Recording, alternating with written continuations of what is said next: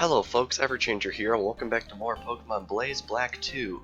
Last time we finished up our business in the Verbank complex, and this time I said I was going to see if I could try and take on Roxie. But I went and looked up what her team is looking like in this hack, and it's just not gonna happen at this stage in the game. We're just simply not strong enough. There is absolutely no way we're going to be able to take her on. Her team is pretty crazy in the original game, and here it's also pretty insane what we're up against. So I think what we're going to do is I think we're not going to be fighting Roxie just yet. We're going to be catching some Pokemon and leveling up our team because we're not ready. Plain and simple, we're not ready. So I'm depositing a Pokemon in the PC because, as it would happen... Oh hey, it's raining. As it would happen, I believe there is actually a gift Pokemon that has been added in this hack that we can get. I'm not entirely sure what house it's in. There is a Harlequin around here somewhere that will give us a present that I'm sure a lot of you will be interested in. Is it this building? It is this building. Alright, this guy. Ooh la la, you must be a trainer. I can give you a special Pokemon. If it's spring, you get Squirtle. If it's summer, you get Cyndaquil. If it's autumn, you get Trico. If it's winter, you get Piplup. So do you want to get a special Pokemon? Absolutely. We are going to get a special starter Pokemon. Now, he will only give us one. Now, as he just said, just because he only gives us one, we can still get the others through hidden grottos later in the game. So we now have a level 10 Squirtle, which is pretty awesome. It has a berry juice as its held item, which is interesting. We're definitely going to want to train up some guys for the gym because they are quite powerful. So I think what we're going to do is we're going to head down to the Verbank complex and just mess around in the grass a little bit. I'm sure there are Pokemon that we can also catch here, so we're definitely going to want to keep on that, such as Electrike, which it appears we do not yet have. I really like Electrike. It's one of those weird Pokemon you sort of forget exists, and you also sort of forget that it's pretty good. I used an Electrike for, I think, the first time when I was playing through Omega Ruby. Actually, I don't know if it was the first time, but it was the first time I used an Electrike, and I think I took it all the way to the end of the game. It's a really nice Pokemon, I enjoy it. Might be worth catching some of these and using them against the gym leader, because the gym leader has some pretty scary stuff. But it looks like we actually caught Electrike, which is very cool. Add that data to the Pokédex. Using electricity stored in its fur, it stimulates its muscles to heighten its reaction speed. I'm not sure how well stimulating the muscles using electricity would actually work, but I mean, I guess Electrike knows better than me. And of course I'm paralyzed, so we're running straight back to the Pokemon Center post-haste. This is really how I play Pokemon. I make pit stops to the Pokemon Center quite a lot, which might be bad, but I mean, it's right there. It's free healing. Why not? Alrighty. So I guess while we're going through here, I can discuss some of the stuff that was revealed over the weekend, mainly pertaining to Zygarde, one of the main Pokemon in Generation 6, kind of like a companion to Xerneas and Yveltal. I don't know what I think about the forms, to be honest, of Zygarde. If you haven't seen them yet, you obviously know where to look. But, I don't know, I feel like they gave Zygarde too many forms? I don't know if it's too many forms.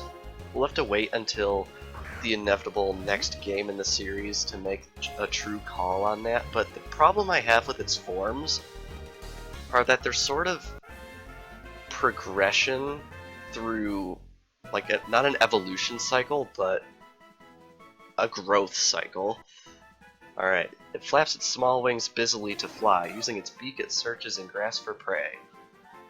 The odd thing I feel about Zygarde is that a lot of its forms are going to be, I don't want to say useless, but if they're going to be weaker than the current Zygarde we have, they're adding in 3 forms below the Zygarde we already have, which is the 10% form, which is like a dog thing, and then the core Zygarde and the Cell Zygarde, and we know that it's highly, highly likely that these Pokemon won't even be Legendary Caliber because regular Zygarde, which is now known as 50% Zygarde, it's weaker than Xerneas and Yveltal, so having these Pokemon be significantly weaker based on their name as 10% and below, it just feels like they're adding these forms just for the sake of having forms, and they're not going to be very usable.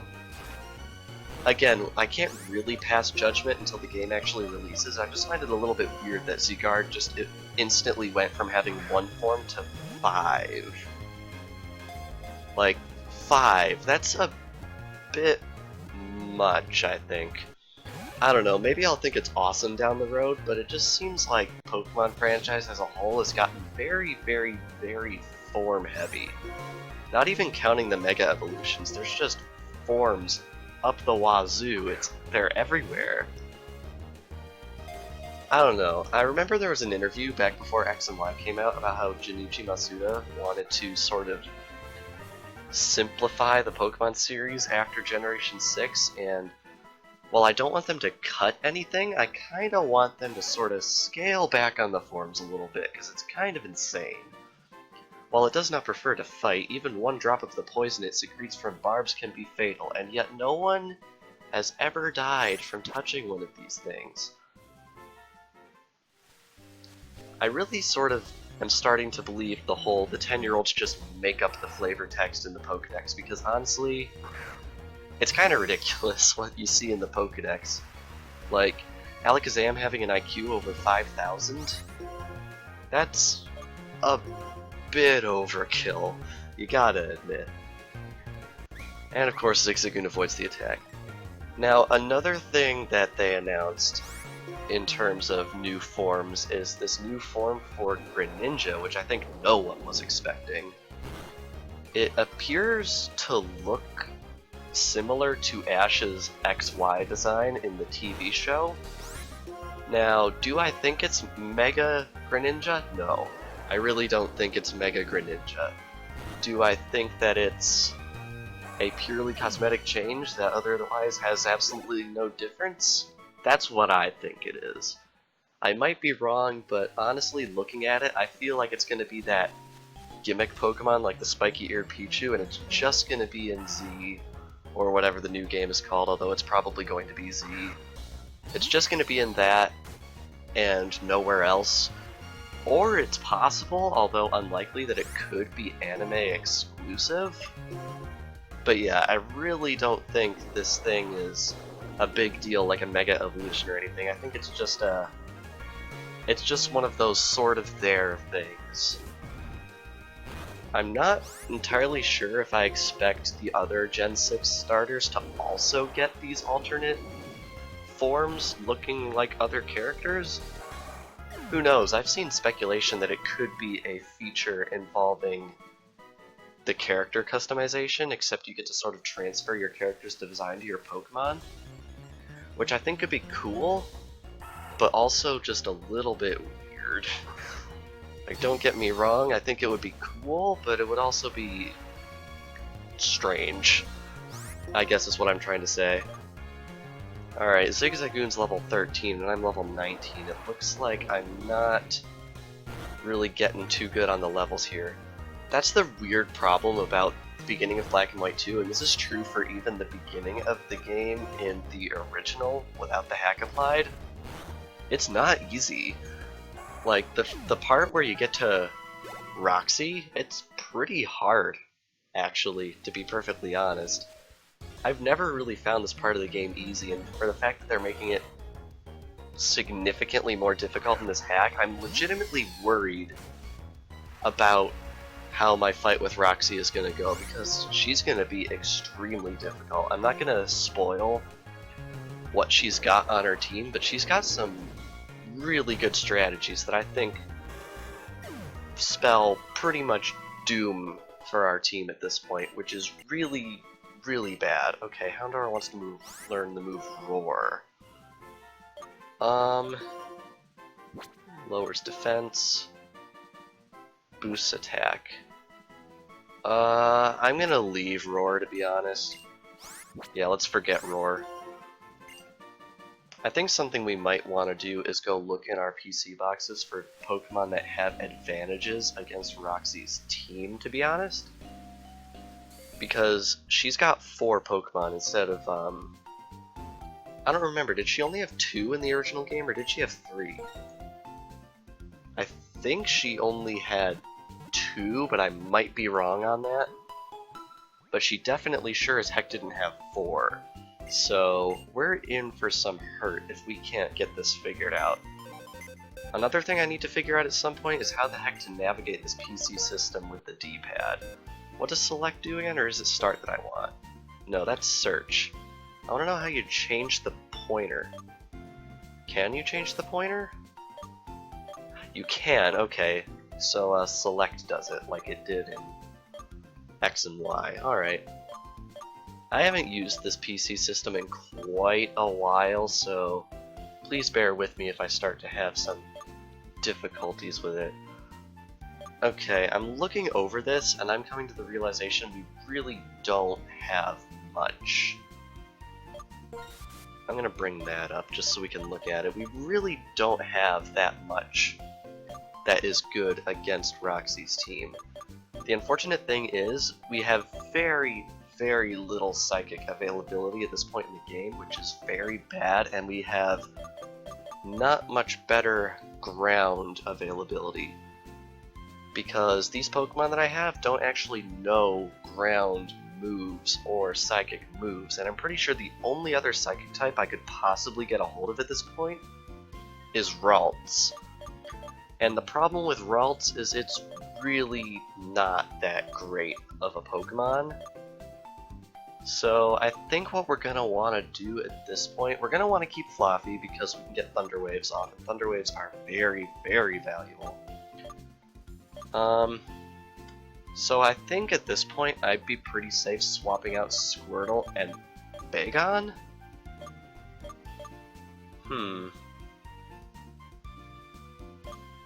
Man, this is a tough call.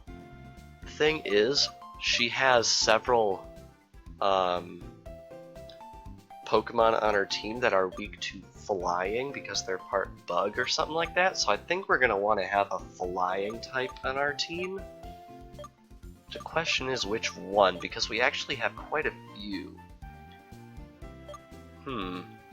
Like, you see what I mean? I'm in a really tough position, because we're in that awkward point in the game that we're really not opened up into good opportunities to train or anything like that. And our Pokemon selection is still quite limited compared to what it could be at this stage. Alright, I think our strongest flying type Pokemon we have access to is Spearow, but it's not that great. So I think what I might do is I might actually bring Nidoran on. Actually, no, not that Nidoran. We want... Well, this one only has Peck. Do we have anything that has better than Peck? That's the issue. I don't think we do. What does Tailo have? Yeah, we don't have much stuff that's better than Peck, which is a big issue. This is a really, really hard call, even though we've got like 40 some odd Pokemon to choose from at this point.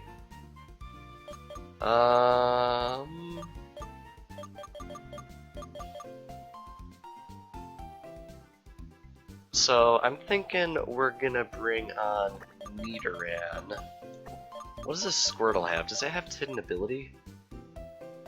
No, it does not. So it's just an ordinary Squirtle. So we're gonna bring on Nidoran, and looking at Bagon's moveset, it's not that great, and it really doesn't seem like it's going to get too terribly much better in the short run. We already have a fighting type.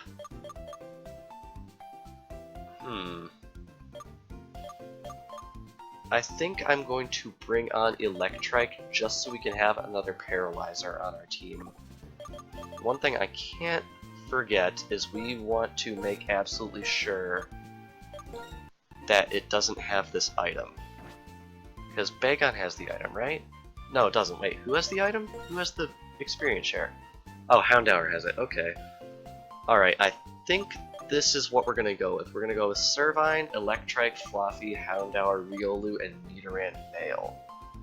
Mainly Nidoran Male because it resists poison type attacks and it has Peck. Yeah, I think that's what we're going to want to do. We sat there at the PC for quite a while, but I think this is the team we're going to want to work with. Unfortunately, we didn't do too much training in the episode up to this point. We did mostly just sort of picking stuff out. So I think what I want to do is I want to take this item and move it over to Nidoran. And I think I'm going to switch Riolu into the lead since it's lower level. Because of the level scaling in this game, it will grow faster since it's lower leveled. At least I'm pretty sure that's how that works. So let's see if we can find some more Pokemon to fight. Another Electrike. See, I'm conflicted here, because part of me wants to find Pokemon to catch, but if we catch Pokemon, we don't get any experience for them. Which is a big issue considering what we're trying to do at this stage in the game, which is to strengthen ourselves for the fight against Roxie. All of her Pokemon are between levels 18 and 20, and she's got 4 of them, as I've stated, so we're really, really not in a good position. Alright, what do we get for that? 51, that's decent. I really didn't want to do this, but I might have to off-screen train. Oh, that's new. The problem with off-screen training, as you just saw right there though, is I might encounter new Pokemon off-screen, which I really, really don't want to do. So I think we're just gonna sort of have to wing it at this point, because I really want to catch Pokemon and stuff and make sure that all of the Pokemon get screen time and things. It's just a really odd balance, and I'm pretty sure this is the only time in the game this is going to happen, because once we get past this part of the game, it's really going to sort of open up a lot more. Because right now we've really just got this little tiny corner of Unova to work with, and not really any sort of side thing to try. We just sort of have to catch Pokemon and grind up our guys. Which is really unfortunate, but I think that's just what we're going to have to deal with. Beware of pushing strongly on its squishy body as it makes a mysterious purple fluid ooze out. That is disgusting. Like seriously, that is disgusting. Ugh. Alright, let's see if we can find anything new. Another Electrike. I think we might be running low on new Pokemon we can encounter in this part of the complex, which isn't bad, obviously. In fact, I think it's good, because the more Pokemon we can KO and get experience from, the better off I think we will be.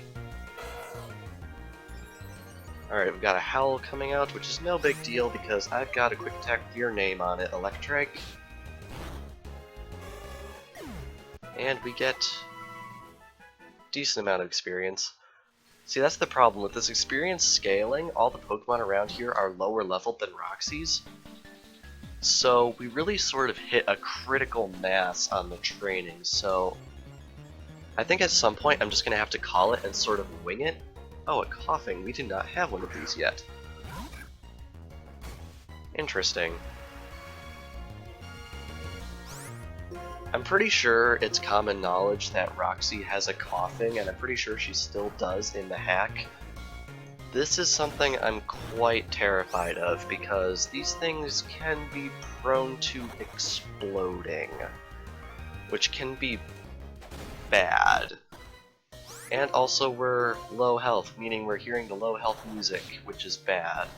Not because the idea itself is bad, but because I don't really like the music itself. I'm pretty sure I've already explained this. Alright, let's try and catch this coughing. At least we're catching quite a few Pokemon, and we got another critical capture, which is awesome. And it succeeded, awesome. It always really sucks when you get a critical capture and then it fails, because honestly it feels like the game was giving you the best possible chance at that point, and then it just yanks it away. Toxic gas is held within its thin, balloon-shaped body, so it can cause massive explosions. Yeah, see, that's what I'm talking about. This is a Pokemon you don't want to get in the way of.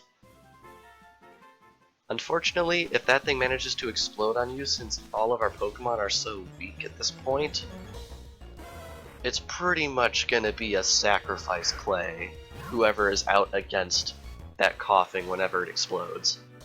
And I forgot that Riolu is low health, and it also got intimidated, which is great.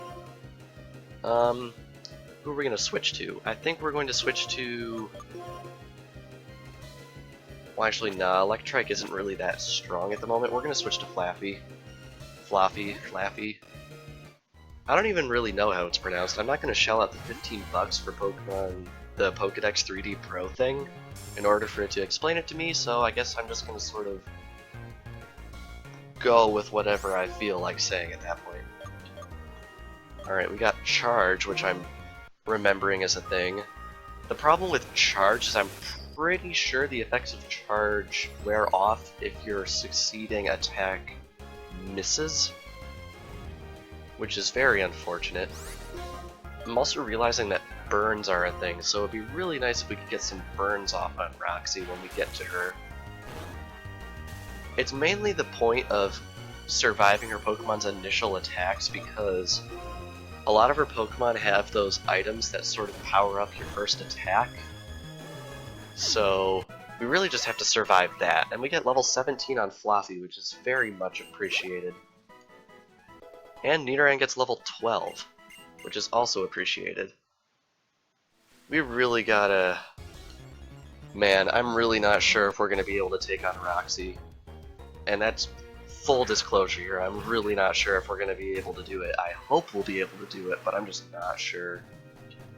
I'm probably also going to take the next episode to train. I don't know if we'll also take the episode after that. I'm really just going to have to sort of play it by ear, because Roxie is going to put up a serious fight.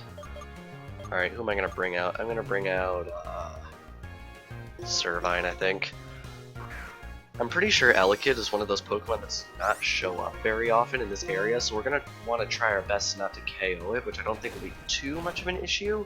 Ooh, it actually did a decent amount. Did more than I expected it to. Alright, I think we're just going to move in for the catch right here. Cherish Ball. It's so weird throwing Cherish Balls. It's not a Pokeball you get a hold of very often. And as you can probably tell, it's not very good, because I'm pretty sure about a third of all of our Cherish Balls have failed. We started out with 30, and I'm pretty sure we've not caught nearly 30 Pokemon with these things. Not even close. Come on. Eesh. Well, it could probably survive a Vine Whip. Please survive a Vine Whip. And of course it's paralyzed. Hey, yee, come on. Really? I don't know if it's just me, but I feel like the RNG in terms of paralysis and confusion and stuff, and are you friggin' kidding me? I feel like the RNG in Black and White is a lot cheaper than it has been in the past. I feel... Now, I'm probably just shouting at clouds, but I really feel like the RNG is a lot more unfair in Generation 5. That's probably just me, but I always felt like I would be fully paralyzed and hit myself in confusion and get poisoned from stuff that only has like a 20% chance of poisoning. I feel like all that stuff would happen just way, way too often for it to be normal. As I said, it's probably Old Man yells at Cloud, but I really, really feel like that's the case in this game in particular. Oh, it's another Shellos. Well, we're probably going to take this thing out and then end off the episode here. Unfortunately, we might have to do some off-screen / semi-off-screen grinding, because Roxie's really not going to be easy. I feel like Roxie is probably going to be one of the most difficult fights we're going to encounter in this entire game. And yes, we're hitting it not 20 episodes into the series, but luckily I actually have a 4-day weekend this weekend because of Rosh Hashanah, the Jewish holiday. So hopefully I'll be able to take advantage of that to get a little more gameplay in than I usually do. So hopefully we'll be able to get powerful enough to fight Roxie, because I really, really, really don't want to get to Roxie, fight her, and lose. That's probably the worst thing that could possibly happen, because losing a fight basically means you either record the episode over or you take the loss in the chin, but then it's sort of like a throwaway episode because you got nothing done. As you can probably tell, I'm incredibly nervous for this fight, but hopefully it won't go too terribly. But man, looking at her roster, I am scared to death of this gym fight. Ugh. It's giving me chills just thinking about it. I swear if this... Okay, I was gonna say, if it hits 5 times, I would have been done. Alright, down goes Spearow. And I think that's probably going to end things off here. We didn't get too much done, although we got quite a few Pokémon. How many did we get? Like 5?